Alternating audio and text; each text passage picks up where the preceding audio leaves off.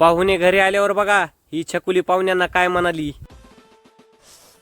अगं छकुले किती पसारा केलाय तू. आवर लवकर, सुरेश काकां ते येऊ राहिले. वाव, पाहुणे येते. मग तू काय स्पेशल बनवणार आहे पाहुण्यांसाठी? गुलाबजामुन?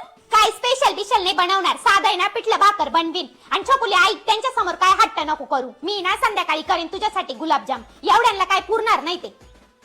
आणि छकुले तू बी ऐक, त्यांनी जर काही प्रश्न विचारले ना तर खडाखडा उत्तर द्यायचे. मागच्या वेळेसारखं माहीत जाऊ नको घालू, नाहीतर बघ त्यांच्या समोरच पाठीत बुक्का घाली.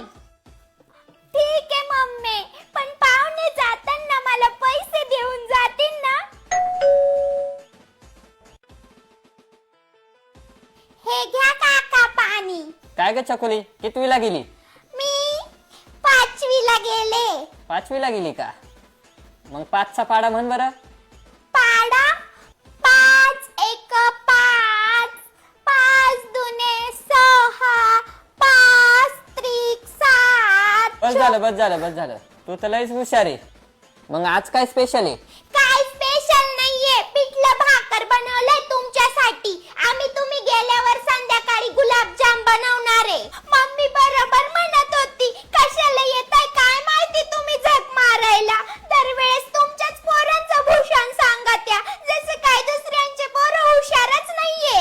काय छकुली जोमात पाहुणे कोमात.